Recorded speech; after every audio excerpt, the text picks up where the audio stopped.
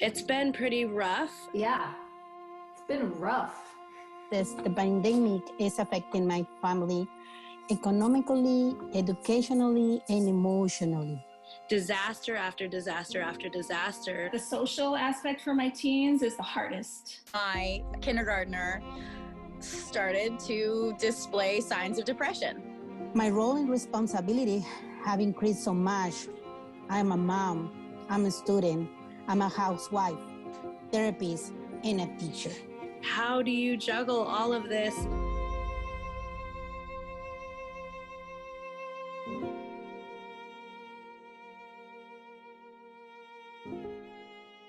My name is Lynda. This is Gillian. How old are you, Gillian? 7. 7. Addie, do you want to come say hello? How old are you, Addie?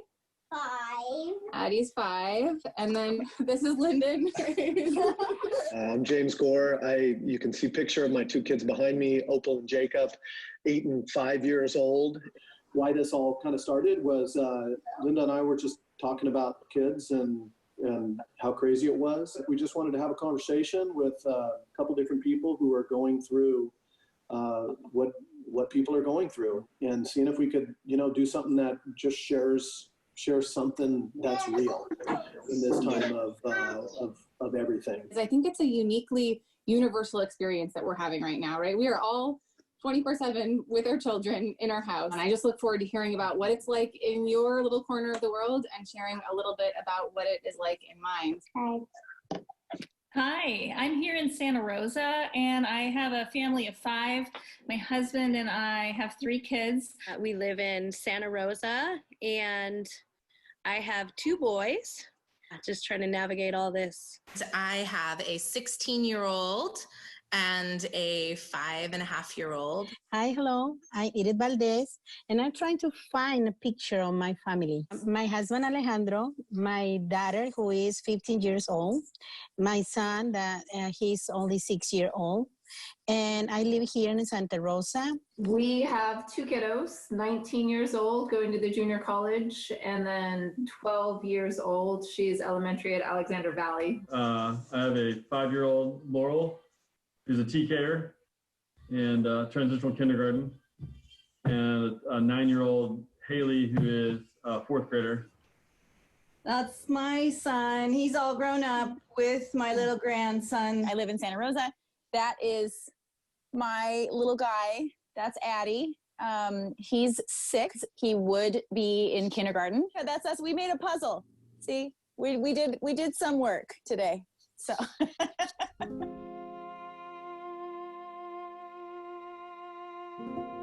My husband is considered an essential worker.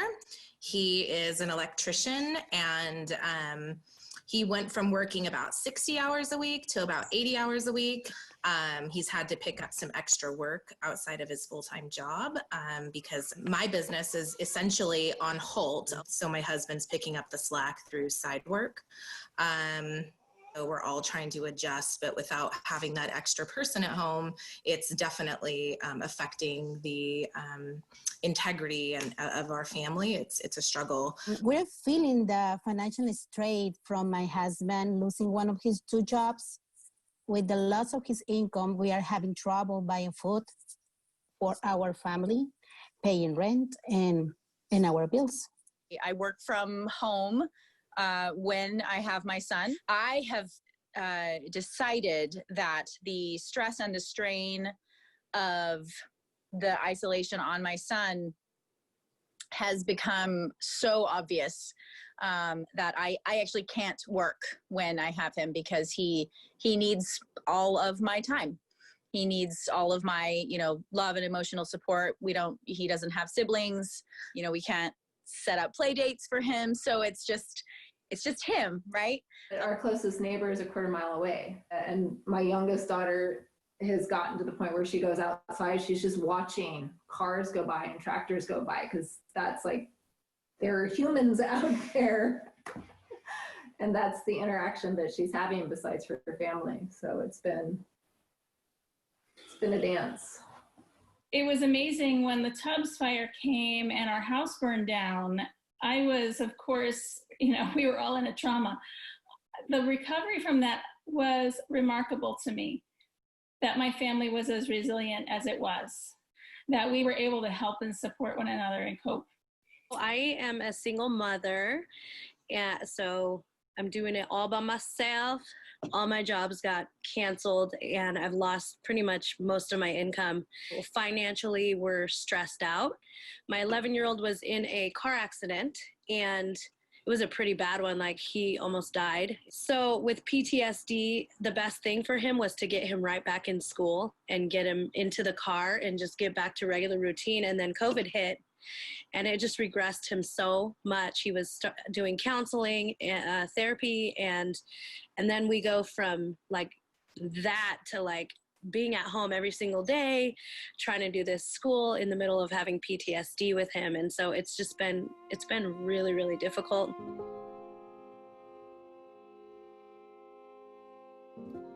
I don't really have any words of wisdom that you guys, that parents don't already have within them. There's certainly no child development guidance for living through a pandemic after several years of disasters. This is a hard time for families. My son, Elian, is special needs. So he requires service and therapies for his education and well-being. Elian is having a difficult time. He refuses to do his homework at home. He's distracted when he's on his school Zoom video calls and does not understand why I, as a mom, I become to be his teacher in therapy. He gets angry, frustrated, and cries because he doesn't want to be sitting in front of a computer. My son misses his school, his teacher, his friends. Schoolwork is piling up, especially with my kindergartner. She is not thriving at all with the amount of screen time. It's just not clicking with her. And so she's really, really resistant. It's causing her a lot of anxiety and stress. And to me, it's just not worth it. So we're doing things outside of the computer and really we're not doing the schoolwork that's being assigned to her. That comes with a huge amount of guilt for me, feeling like my daughter is now educationally behind, not having that connection to people physically. It makes me really sad. I'm just really trying to give myself grace and know that she's going to be okay.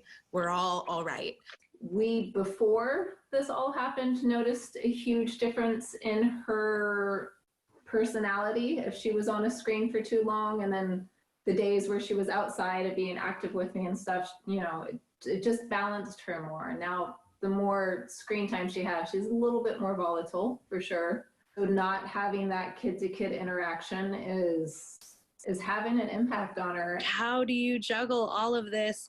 And I'm not working full time and I'm still struggling. Being a teacher sitting with my own child is like next to impossible for me. I just don't have that skill for my own child. As a teacher, trying to teach via Zoom has not been my favorite experience at all. It's very hard to engage and interact and be able to make that connection over a screen. It just doesn't have the same impact. Not really knowing what it is to be a teacher, especially to a TKer and a fourth grader who are much different levels of learning, has been really, really challenging while working full time with other people in the house working full time and trying to make the best of it. I am not a teacher. Having the patience to sit down and help him with it, it became apparent that I had to relax. I had to kind of chill out on the whole schoolwork thing. So I was like, okay, screen time. You can have as much screen time as you want, right? It's no problem. But then lovely, wonderful, outgoing, social butterfly kindergartner started to display signs of depression. He was just sort of by himself, watching a screen for a lot of hours, and I was in the house with him, but I'm trying to work, I got to pay the bills and pay child support and all that. It became pretty clear to me that, he needs all of me. Slow down, dial the flame back. Everybody's going to move slower. We're going to make less money. Otherwise, that little guy is going to suffer. The social aspect for my teens is the hardest. I think it's sad for our teens who have had to deal with not only fires and floods and now this, but lockdowns at school. I mean, my daughter at Santa Rosa High has had several lockdowns at school. One of them was a person in the same room with her who had a firearm. And it's hard to have hope or plan for your future a little bit when you're a teen right now, and just having to be mainly focusing on what's happening now. How are we feeling now?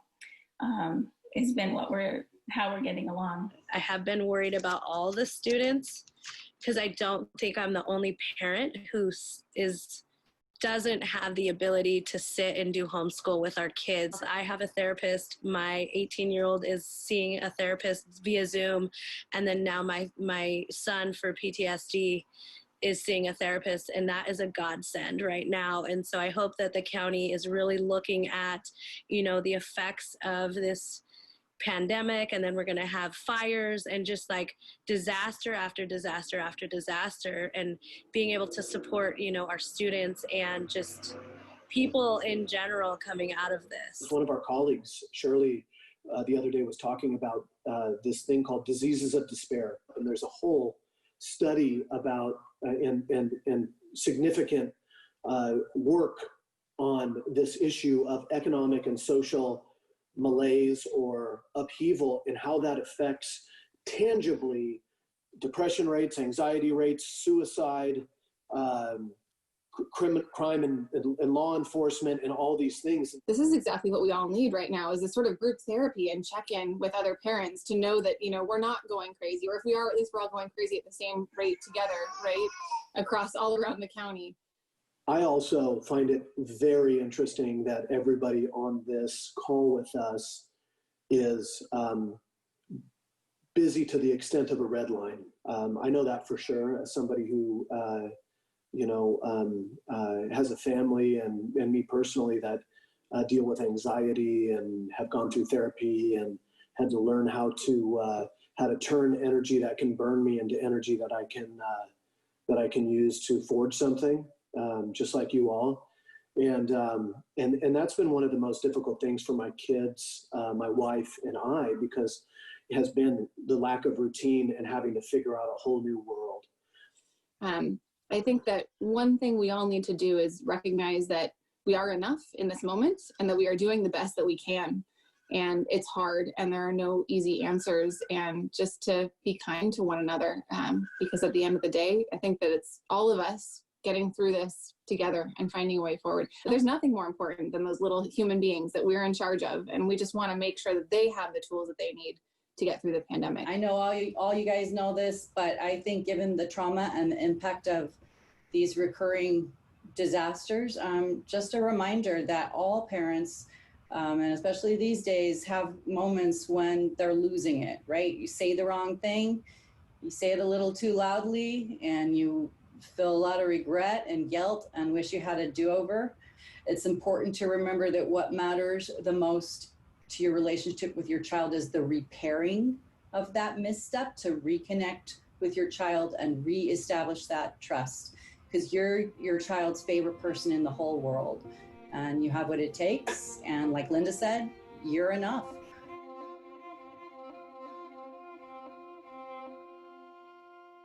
For someone who's used to having like 3 part-time jobs and full-time school and being a single mom and doing so much, this whole pandemic has been kind of a godsend for me, because it's kind of like I'm having to pause. And so our family in a way is kind of healing, and we're able to go on bike rides, and we're able to we planted a garden.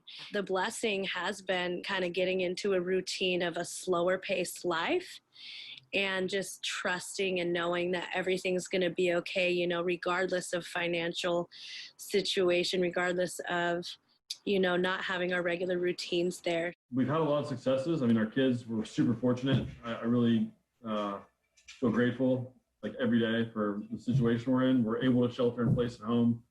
We haven't lost our jobs yet.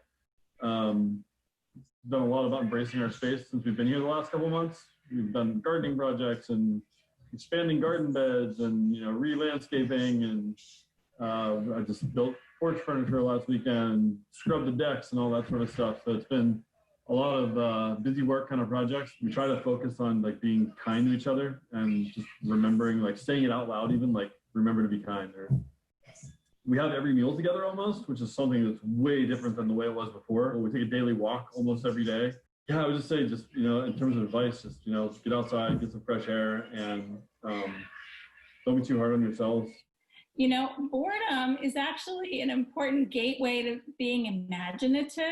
So allowing the family to be bored and not worry about being bored. It's okay. We hatched out eggs in an incubator, and we spent probably 48 hours in front of chick TV rather than regular TV, you know, so we're just watching them come out piece by piece. And, you know, that was a moment of real beauty. So make sure you're doing something each and every day that makes you feel good. Be very intentional about managing your own stress level. So whether that's exercise, mindfulness practices, community service, dancing. We dance a lot around here. So whatever it is that reduces your own stress and builds your resiliency so that you have the bandwidth to be present and compassionate enough with your children. Even a small amount of time where you are focusing 100% authentically connecting with your child, it's the quality of that interaction that matters. So the physical closeness, eye contact, affection. I know you guys all know this. Grace is a word I keep coming back to because it's not the same. It's not normal, but there are some little sparkles of goodness that's happening too. This pause, this quiet, this chance to breathe, I think it's healthy. I think what sheltering in place really is good for, what it is a perfect time for, is to remember that you don't have to be perfect, that it's impossible. Give yourself permission to feel exhausted. It's okay to be sick of stupid arguments about who got there first. It's okay to be tired of picky eating. The goal is really to be able to meet your child's needs and to do it with as much patience and compassion and love as you can.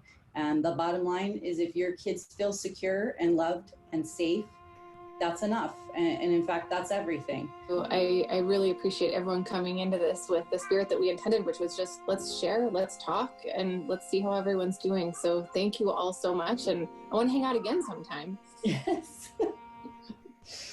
Thank you so much. Thanks, everybody. We'll be in touch. We'll follow up. All right. Yep. Bye. Bye. Thank you.